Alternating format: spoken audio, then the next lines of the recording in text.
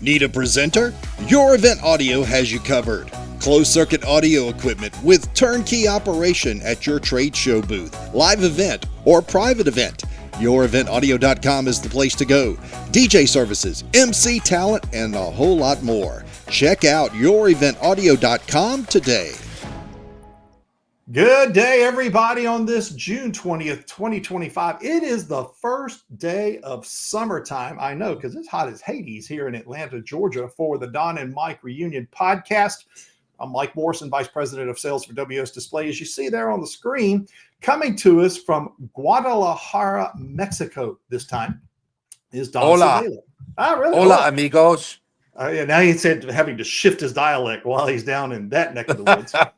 And he is there. We're going to talk just a minute about why he's there, which is the IFES Summit that's going on down there. And it ends today. It's been going on since Tuesday. And definitely we're looking forward to a report from him on that. Before we do, got a lot of stuff to talk about. We're going to fly through this as fast as possible.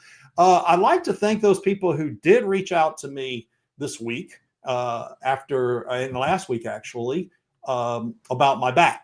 I was, I didn't think anybody cared, but actually some industry reached out and showed some concern. I appreciate that. Got some updates this week. My surgery, I will have surgery. It will take place July 17th. There'll be a short recovery time, which is great. Then I'll be back on the road again. And it'll be an interesting remainder of 2025 when I can walk again without this pain. And it's actually two surgeries. One's a laminectomy. I'll let you look it up on Google. That's what I had to do. And then the other one is, and what's funny, Don and Mike, Don and I were talking about this off mic a minute ago. The other surgery I'm having is very replicating of what Tiger Woods had, which was called ALIF surgery, ALIF. It is a lumbar fusion surgery. They're doing mine known as T-lift, which is in the back because the incision is already there for the laminectomy. They're just going to go in and fuse L4 and L5 together with bolts and screws because there's a fracture there that's causing some of the pain and discomfort. So that will do a spacer will be put in, which is what happened to Tiger, Don, is they took his disc out and they put a new one in. They're going to do the same with me. And I should get some replacement parts and be like a new car going down the road for the rest of 2025. So once again, appreciate everybody asking. We'll have probably one more show before that one hits. And then we'll see how the recovery goes. Recovery, Don, they're saying a couple of weeks.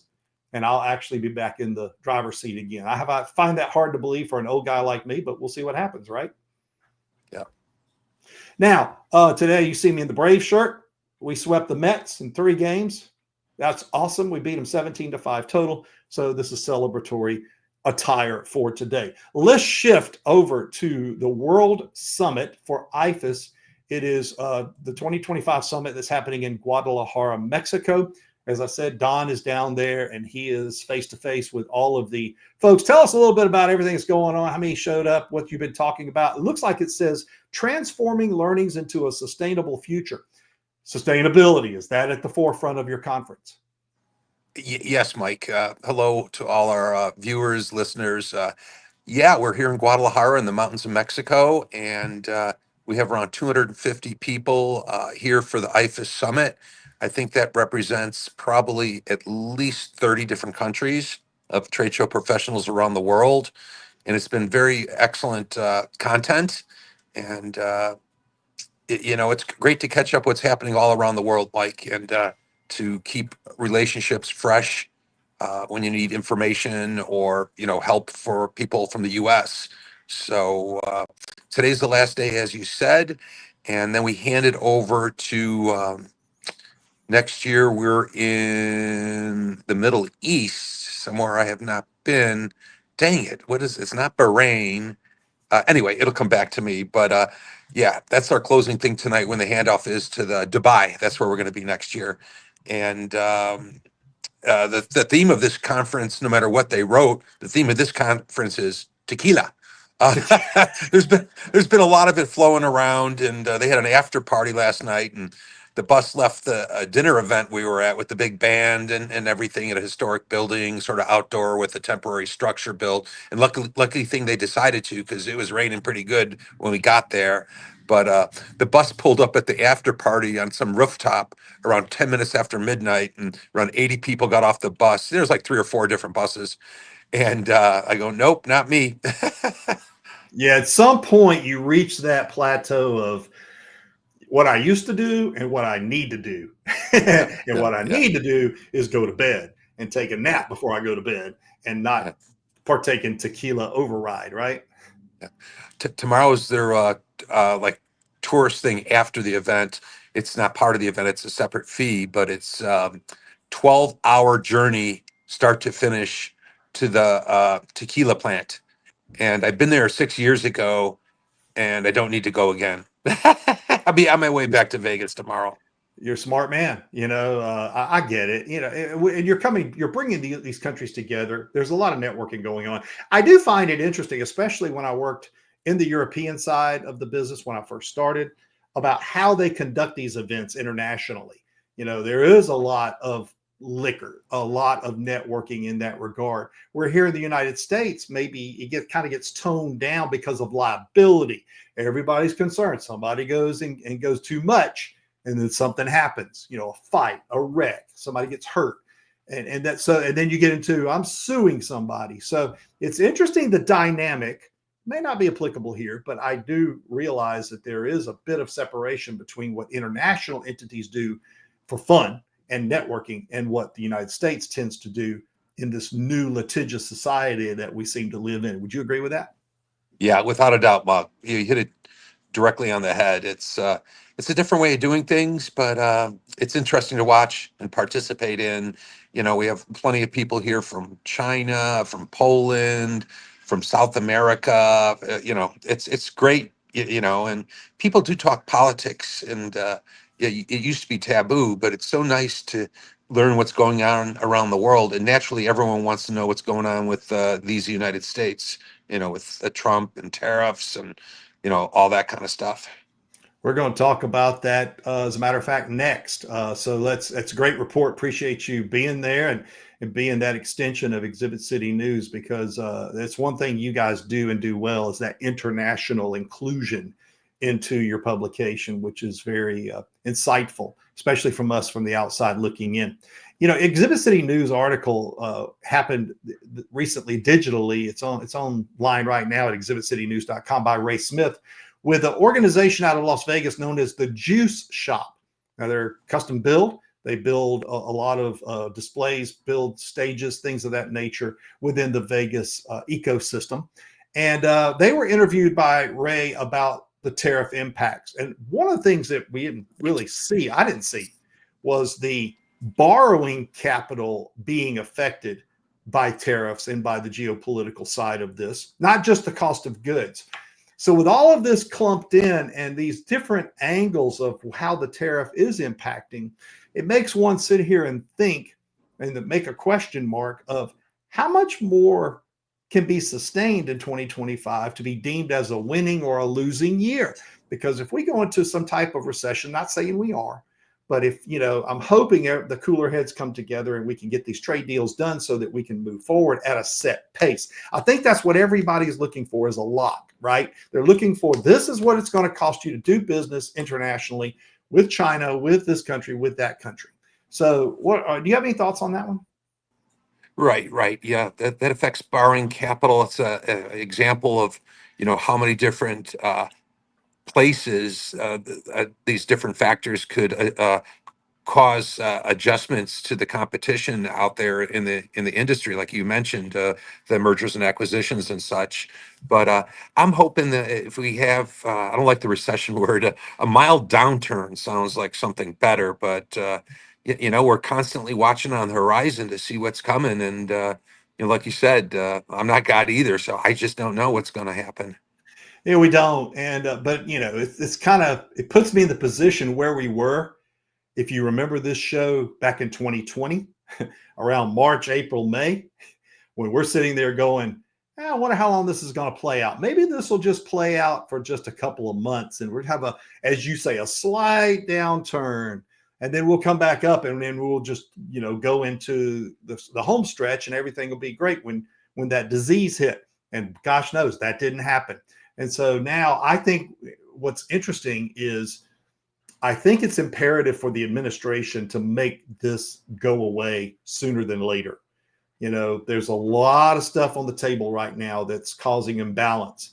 And right now, if he needs anything and that administration needs something, it needs to lock in on getting the big stuff out of the way so that you can move it forward, because the longer it takes, the more questionable events, the industry will have in events and trade shows, conferences, and so forth. So I think it'll be an interesting watch to see what happens. Let's keep going. Actually, what we're going to do is we'll take a quick break, come back, and we have another article that kind of links to this from the event planning side, has some pointers, and we're going to play a little devil's advocate with those pointers and see what you think. Plus, we got updates with associations that's coming up here on the Don and Mike Reunion podcast. We'll do that right after this.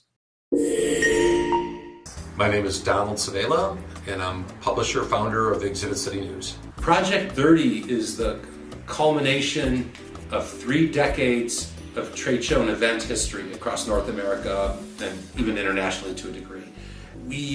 We're charged with the history of the industry. We take it very seriously. Our entire staff does. This is something we put out for our 20th anniversary. Then we put this book out for the 25th anniversary, and we're already talking, like 225 pages. So we're expecting Project 30 to be roughly around 300 pages of stuff that's important to the industry.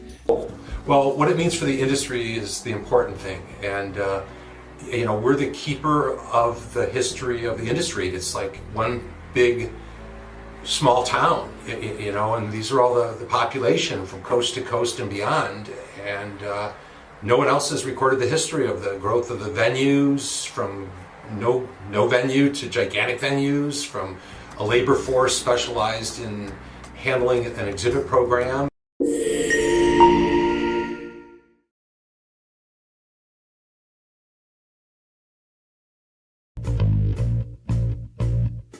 From light boxes, towers, counters, and back walls to turnkey custom exhibits, WS Display is your partner in providing quality displays at extremely aggressive pricing to fit any reseller's budget. Make more profit by teaming up with WS. With a team of experts to assist with estimates, renderings, and CAD, to fulfillment, setup, and test fitting, quality photo proofs, and complete project handling from our East Coast, West Coast, and Pacific fulfillment facilities. We can be your partner today. Hit me up at mike@wsdisplay.com for more information.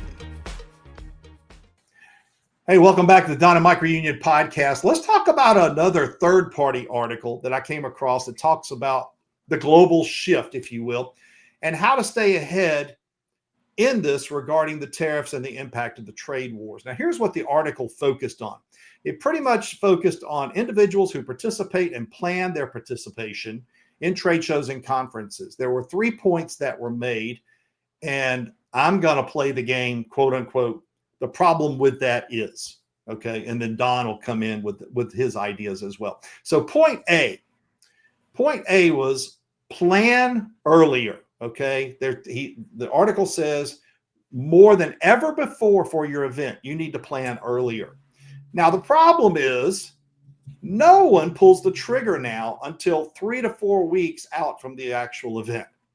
According to many of our clients lately, this lack of planning or last minute, what I call knee-jerk reaction of participation, causes significant backlash in costs, in inventory, in expectations.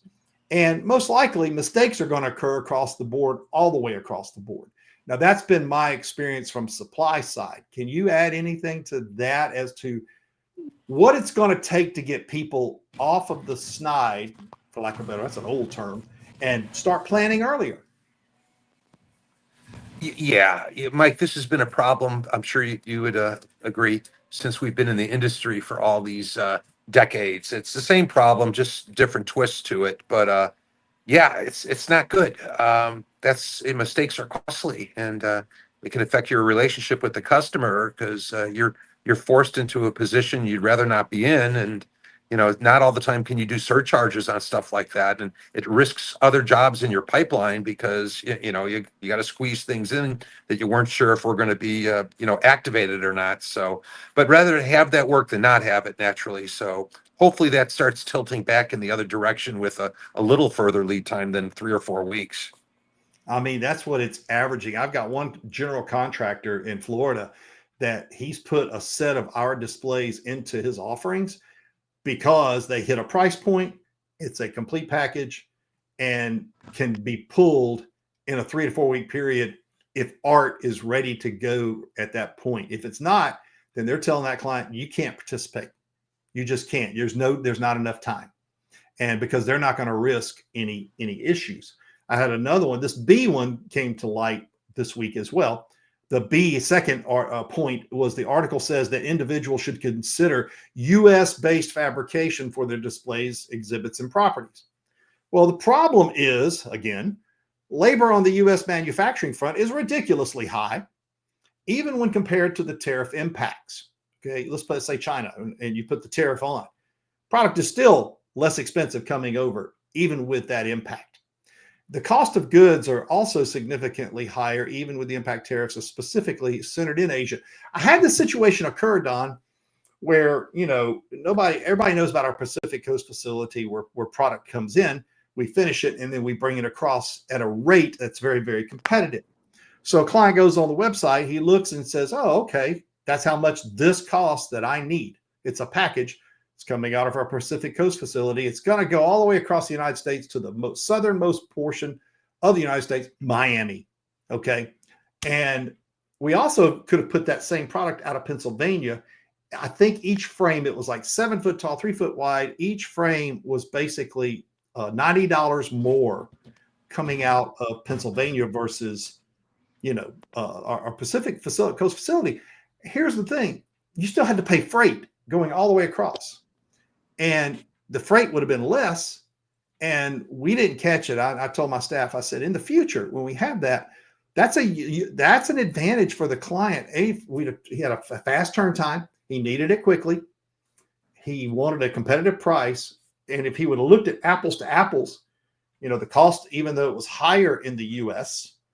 Versus our Pacific Coast facility, he would have saved money on the shipping. So, yeah, I think you have to kind of look at those two and see which one is better. That's just my opinion.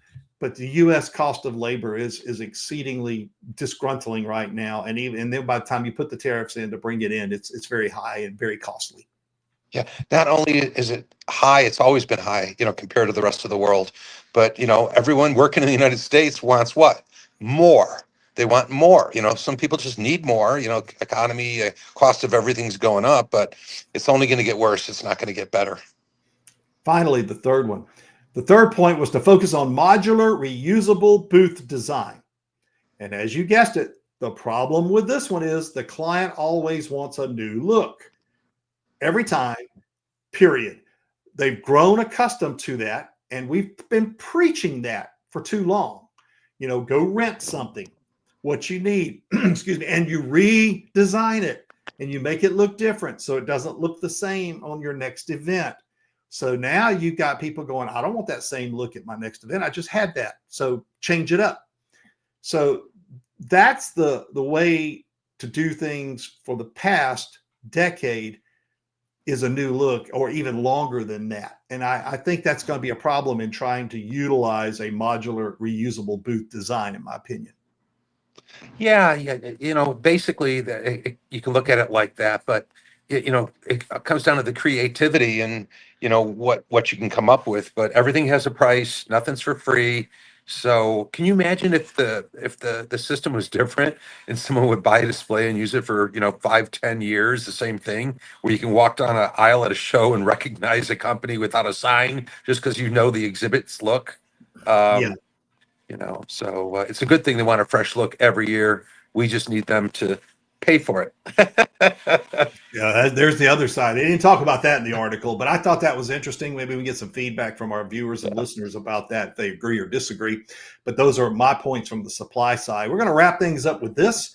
ESCA Summer Educational Conference, Coeur d'Alene, Idaho, happens in a couple of weeks. Actually, it's a week from tomorrow. Everybody takes off and heads out to Spokane, Washington, which is the nearest airport. You fly in there, and it's about a 30-minute ride over to the resort, where there will be the ESCA general contractors, service contractors, and suppliers there for about a week, a little less than a week.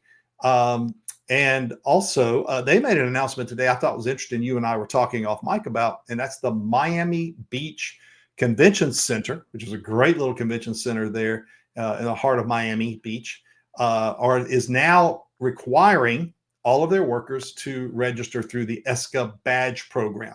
So there's a layer of security that they're going to be implementing there. And that's good to see. It's been a while since we've seen one of those, right? Yeah, and as I mentioned off mic, I think it's not complacency, but they have so many of the main convention centers already in the program that I thought they just let it roll for a while. So it's good to see them add another one. The more venues that can fall under one badge, and that is the leading badge across the United States, the better. Absolutely. So we'll probably see some more of that happening now that the new regime, Julie Kegi and her team have taken over and getting that going. But we're really looking forward to seeing everybody in Coeur d'Alene, Idaho in just a short period of time. And then the last point that we got the announcement about is the Randy Smith Memorial Golf Classic. There's a lot of ancillary events that are going on right now through the summer. I know Southern Cal has a Strawberry Fields golf club tournament coming up in mid-July, just a couple of weeks from now, a few weeks from now. It's Chicago Randy coming up at the end of July. I believe it's the last Monday of the month there. And you were mentioning off mic as a big, I'll let you talk about that event that's happening at Moss. It's going on with some award recognition. What's going on with that one? Yeah, Mike, it's 3 events in a row in Chicago. That's quite a thing for end of July. Actually, everything's built around the Chicago Randy, which is pretty much always a sellout. It's a great feeder event, and I think it's the 21st year for that, or 22nd. But pretty close, yeah, 21st. Yeah, 22nd. so the EDPA Midwest chapter is doing a thing at Wrigley Field on the Sunday, the day before the Monday golf outing, and that should be fun. But the day after, on Tuesday, I think it's 5 p.m., we're going to be at Moss's headquarters. And keep in mind, Moss is a global company now with places in Barcelona, England, other places around the world as well. So we're going to be there. I think it starts at 5 p.m. And Travis Stanton, who's owns the Experiential Design Awards, is giving out 28 trophies for the best booth design at that event. It's going to be Chicago themed. We're going to have Bueno Beef. We're going to have a caricature artist. We've got all kinds of things up our sleeve. There also is a 1-hour panel discussion with a town hall format where you can do questions at the end of the event. So there's going to be a lot going on, and everyone's welcome. Come on out. It's going to be a great event to learn more and connect with your industry fellow workers. That's great. And also in August, there will be the 28th of August, I believe, is Get Out of the Gutter here in Atlanta. That's a bowling event feeder into the Randy. And then, of course, signups are open right now for the 31st annual Randy. This year's event will take place on September the 22nd at Chateau Elan in Brazelton. They're doing signups for sponsors as well as golfer signups. That rolls out quickly. And this year, I will make damn sure that I bring the right microphones for us to do Don and Mike inside of the sign-up clubhouse area, do interviews. We'll have a roving camera this time. The last time we had a big audio glitch, and we apologize for that because Mike was in a hurry and he got there late without the right microphone, went out to Best Buy, got the wrong microphone. Long story short, we're going to be prepared this time and we'll look forward to it. Yeah. It's going to come up quick. Yep, it will come up quick, and all of a sudden, by then, this guy will be able to walk and hopefully swing a golf club, at least poorly, as opposed to not being able to at all. So we have a couple of things I'll let you tie up with that you were mentioning about Las Vegas. That's interesting stuff about water bottles in the mini bar. Yeah, it was big news on the local paper and other media picked it up across the United States. But a $26 bottle of water out of the mini bar. I don't want to mention the resort area that did it. Um, but Rhymes with these Aria. Is that what you're saying? Got it. Got it. yeah, that's just, it's just an example of how outrageous costs are getting in Las Vegas, everywhere, but, Las Vegas especially. People start slowing down visiting, the economy feels it really quick. How lazy are you that you can't go to downstairs or even next door across the street and buy? I've seen people, I've done it. You go to the store, you go to CVS or Walgreens or someplace and you buy water and you put it in your room and you go get ice at the But machine. I don't get it. $26 a bottle. So was it Fiji water bottle? it was, Mike, and it was the large Fiji bottle, not to be confused with the giant one if they have one, but it has to fit in the mini bar. But 20, in this instance, the person that was quoted in the article picked it up. He was so thirsty and started chugging it first before he realized how much it cost. he better have some kryptonite or something, be able to be Superman with $26. I just don't get it. It is Vegas. One of those shows that when I was out of Printing United about, 4 slices of pizza and 2 Cokes was $70+. It's crazy. It's absolutely crazy. And listen to this. At the end of the article, it said that housekeeping came out and emptied his mini bar because they found someone had put their leftover food in there 2 days ago, and it was in the same mini bar. Oh, so now you got smelly Fiji water. That is not good.